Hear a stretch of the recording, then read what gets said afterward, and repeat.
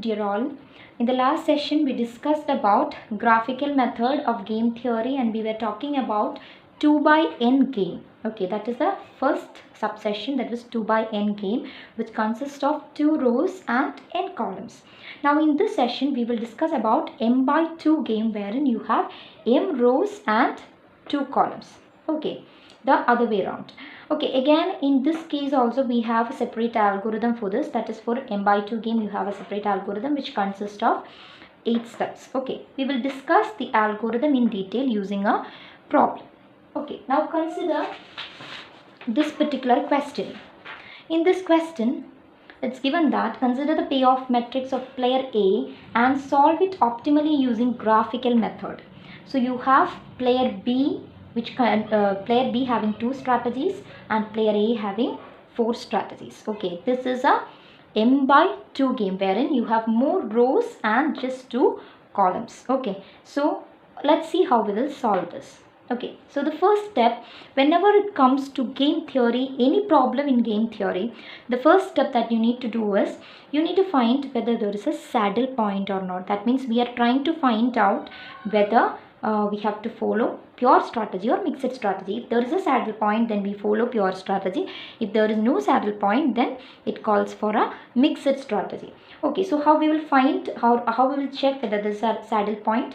So for that you need to find the row minimum for each row. So what is row minimum here? Here 6 and minus 7, the minimum value is minus 7. 1 and 3, 1.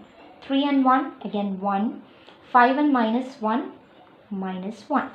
Okay, out of these values, which is the maximum value? The maximum value out of this is these two, 1 and 1. So these two things are the maxi-min values. Maxi-min value. Okay, so you have two maxi-min values, 1. Okay, in both these rows. Now again you have to find column maximum value. So in the first column, which is the maximum value, 6, 1, 3 and 5, you have maximum value as 6. Then in the second column, minus 7, 3, 1 and minus 1, you have 3. So out of this maximum value, which is the minimum value? The minimum value is 3. So you can say this is minimax value.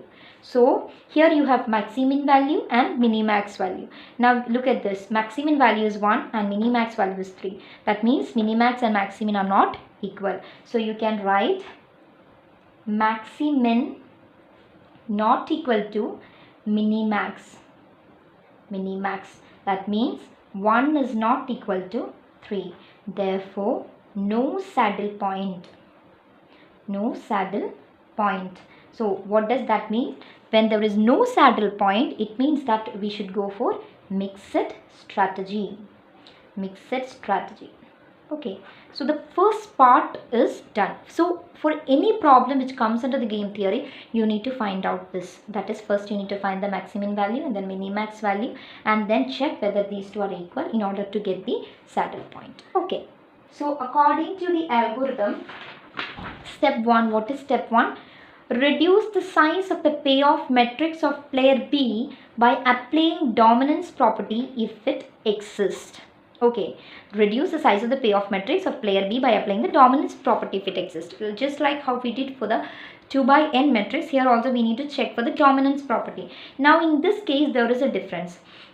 In the previous case, that is for 2 by n matrix, when we were checking, how did we check the dominance property? We were checking which one is the highest value.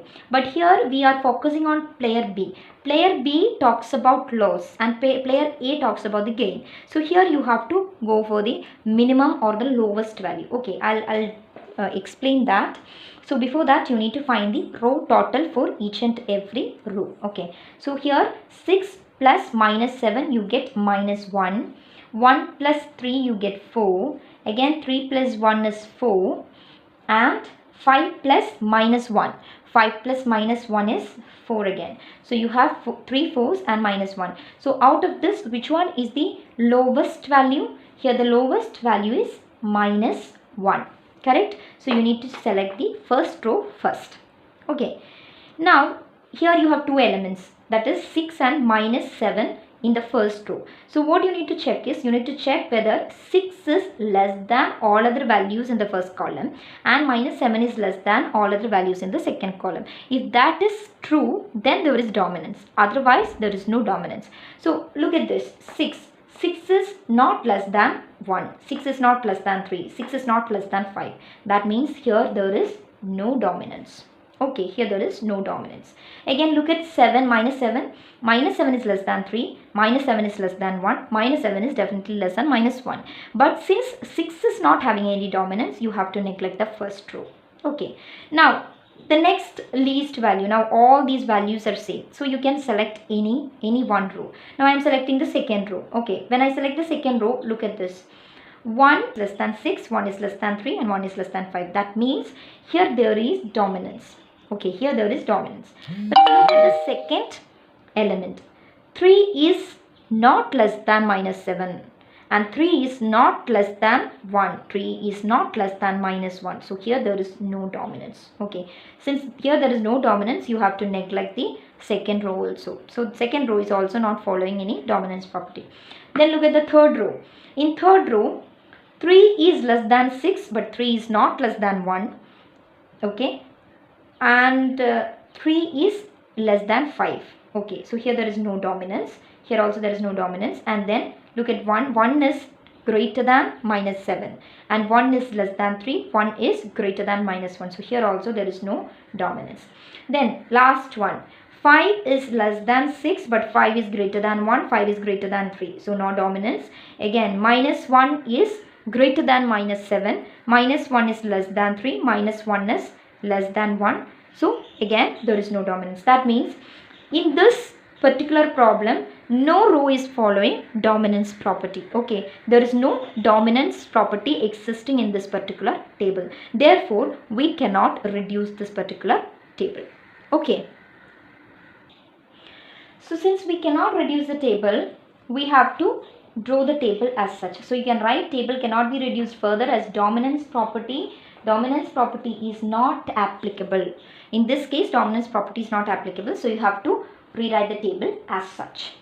Now, what is the second step? So the first step here, the first step was reduce the table if it exists, but it is not existing, so you cannot reduce. Now let's go for the second step. Let y be the probability of alternative 1 by player B and 1 minus y be the probability of selection of alternative 2 by player B. Determine expected gain function of player B with respect to each of the alternatives of player A. So that means in this table, you have to assume that the probability of y choosing the first alternative is y. Probability of player B choosing the first alternative is y and probability of player choosing the second alternative is 1 minus y, just like how we did in the last problem. Okay, there we were using x, here we are using y. Using this, we have to determine the expected payoff function and expected gain of player B. Okay, for that you need to draw this particular table where you have A's alternative, B's expected payoff function and B's expected gain when y is equal to 0 and y is equal to 1, just like how we were doing in 2 by n matrix.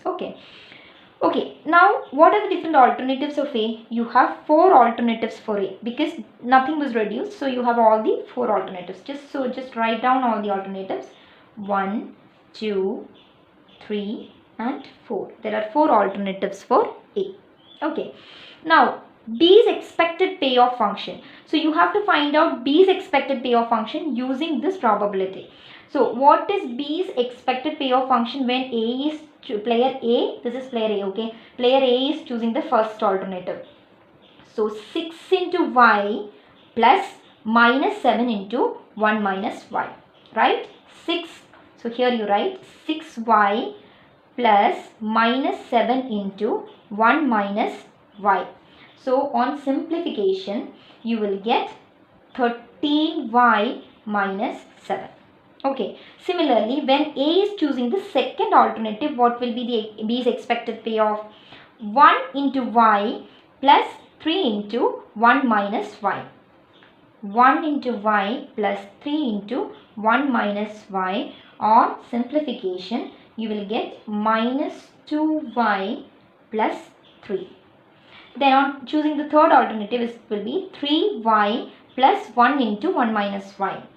3y plus 1 into 1 minus y, which is equal to, this is equal to 2y plus 1. Then 5y minus 1 into 1 minus y. 5y minus 1 into 1 minus y. So you will get 6y minus 1. Okay, so this is B's expected payoff function. Clear? Now look at the third step. Now when you go to the third step, after determining the expected payoff function, find value of the gain when y is equal to 0 and y is equal to 1. Now for y is equal to 0, you need to put y is equal to 0 in this particular function, and similarly y is equal to 1 in this function. So for each and every alternative you need to do the same thing. So when you put y is equal to 0 here, you will get the value as minus 7. When you put y is equal to 1, 13 into 1 minus 7, you will get the value as 6. Similarly, minus 2 into 0 plus 3 is 3. Then minus 2 into 1 plus 3, you will get 1. Again, 2 into 0 plus 1 is 1. Then 2 into 1 plus 1 is 3. Again, 6 into 0 minus 1, you will get minus 1. And again, 6 into 1 minus 1, you will get 5. Okay, so you have all the values, that is B's expected gain when y is equal to 0 and y is equal to 1. Now you need to go to step number 4. Now next step is plot the gain function on a graph by assuming a suitable scale. Keep y on x-axis and gain on y-axis. Now it is time for us to plot the graph. Okay, so better you can use a graph paper or else you can draw it in a white paper. Okay, so now this is our graph. Okay, I have plotted in a white paper. Now see, look at this. This is B's expected payoff. B's expected payoff. Okay, B's expected payoff. In both the cases, it will be showing B's expected payoff in the y-axis, and then you have y on x-axis. That is what the step number 4 says, right? Plot the gain function. So here we are talking about the gain function in the y-axis. Okay, by assuming suitable scale, keep y on x-axis and gain on y-axis. Okay, so here my scale is 1 centimeter is equal to 1 unit. Here it is 1, 2, 3, 4, etc. And in x-axis you can see 0.1, 0.2, 0.3, etc. And here at y is equal to 1, right? You have another line which gives you gain of B or expected gain of B when y is equal to 1. Here expected gain of B when y is equal to 0. So I hope this is clear. Now let's draw the graph. Now when you're plotting, you need to consider these values. When A is choosing the first alternative and y is equal to 0, the value is minus 7. The gain is minus 7. So when y is equal to 0, you need to mark it as minus 7. Minus 7 is here. Okay, minus 7. And similarly, corresponding value when y is equal to 1 is 6. So when y is equal to 1, the corresponding value is 6. Right? So you need to join these two values.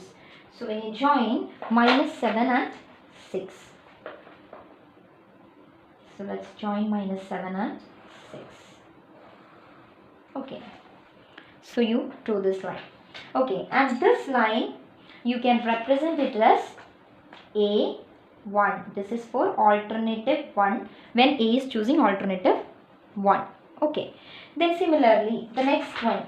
When A is choosing the second alternative, y is equal to 0, what is the value? The gain is 3, and when y is equal to 1, the gain is 1. So when it is 0, it is 3, and when it is 1, it is 1. So when y is equal to 0, you have to mark it as 3, and when y is equal to 1, you need to mark 1. So you can join 3 and 1. When you join 3 and 1, you get a line here. And mark that line as how much? A2. This is A2. Okay. Then again, look at the third alternative.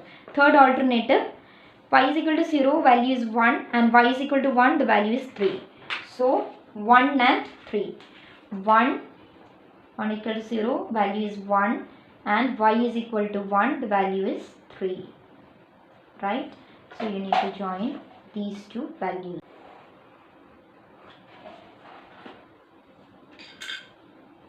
Right?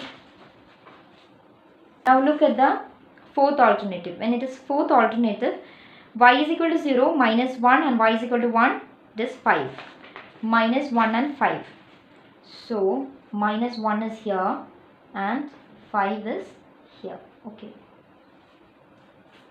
So you need to join these two lines and these 2 points.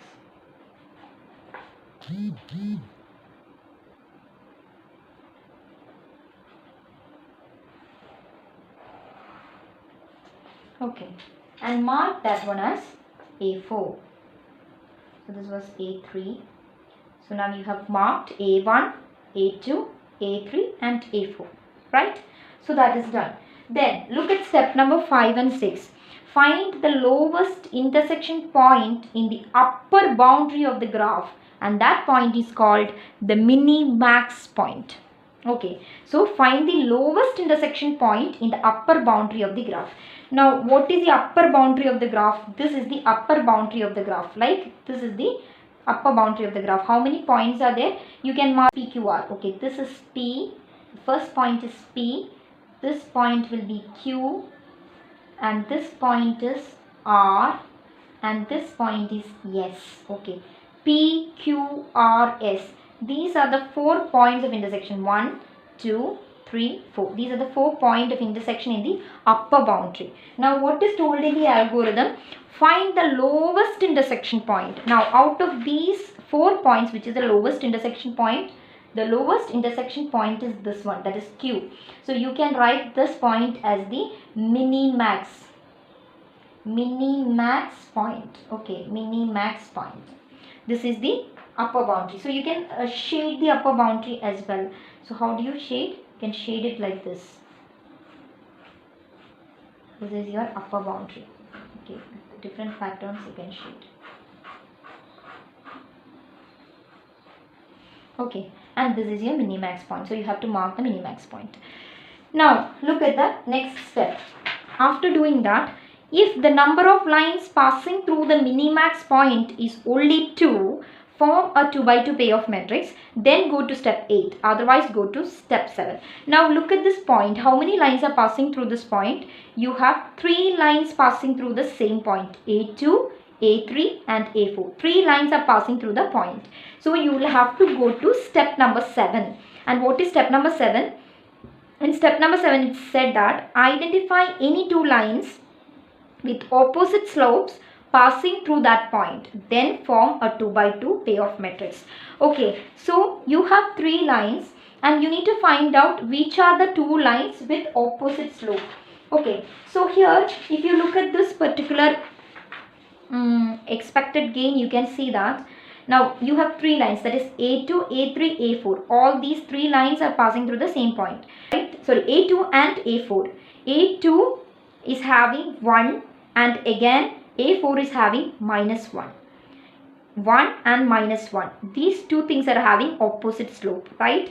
Here this is 3 and 3, it is not opposite. 1 and 1, it is not opposite. But 1 and minus 1 is opposite to each other. So A2 and A4 are having opposite slopes. So you can select A2 and A4 as your 2 lines.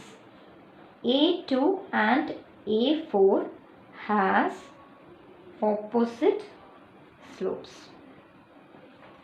Okay, so these 2 things will be selected, and using these 2 you have to form a 2 by 2 payoff matrix. Okay, so when you select A2 and A4, what will be the elements? 1, 3 and 5 and minus 1. So using that you can form a 2 by 2 payoff matrix. So this is our new 2 by 2 payoff matrix, wherein player A has 2 strategies, 1 and 2. Player B will be following 2 and 4. as its strategies. So 1, 3, 5 and -1. Now look at the next step of our algorithm. The next step is, after forming the 2 by 2 payoff matrix, you have to go to step number 8. 8 is solve 2 by 2 game using odd mates and find the strategies for player A and B and also the value of the game. Now it is all same as how we do in the mixed strategy. So what you do, you have to find the odd mates. How do we find the odd mates? So here it is, odd mates. So here also you have to find odd mates. How do we find odd mates? Now look at the first row. So first row, the greatest value is 3. 3 minus 1 is 2. So in odd mates, that 2 should be written here in the second, corresponding to the second row. Okay. Then again 5 and -1. So 5 minus of -1 is 6. So 6 has to be written corresponding to the first row. So this is the odd mate for the row. Then again here. So 5 minus 1 is 4. So you have to write 4 here. Then again 3 minus of -1 is 4 again. So you need to write here. Okay, so you get the odd mates, right? After finding out the odd mates, what you need to do is you need to find the probability. So how do we find the probability? Now let's find the probability. So for finding the probability, the first row's probability is 6 divided by 6 plus 2. So you will get 3 by 4. That is 6 by 8 is equal to 3 by 4. Then 2 divided by 6 plus 2, you will get 1 by 4. Then here 4 divided by 4 plus 4, which is equal to 1 by 2. That is 4 by 8 is 1 by 2. Again 4 divided by 4 plus 4, you get 1 by 2. Okay. So these are the probabilities. Now what you need to do? You need to find out the value of the game. How do we find the value of the game? Value of the game. You can find the value of the game in any method. Now I am following this first one. I am taking the first column. Okay. 1 into 6 plus 5 into 2 divided by 6 plus 2. Okay. So you can follow any method. Either you can select the second row, that is 3 into 6 plus minus 1 into 2 divided by 6 plus 2. Whichever method you want to follow, you can do that. So here I am selecting this one, that is the first column. So it is 1 into 6 plus 5 into 2 divided by 6 plus 2. So I get 16 divided by 8, which is equal to 2. So value of the game V is equal to 2. Now I need to find strategies for player A. So strategies are, so for player A, the strategy is, now player A had 4 strategies, right? So here we are considering only 2 strategies, that is 2 and 4. So the remaining strategies will remain as 0. So you can write strategies for player A is 0, 3 by 4. Why 3 by 4? So the second strategy, the probability is 3 by 4, comma. Third, there is no strategy, 0. Then fourth strategy, the probability is 1 by 4. Okay. So these are the strategies for A. And for player B, the strategy is only 2 strategies, right? So that is 1 by 2, comma 1 by 2.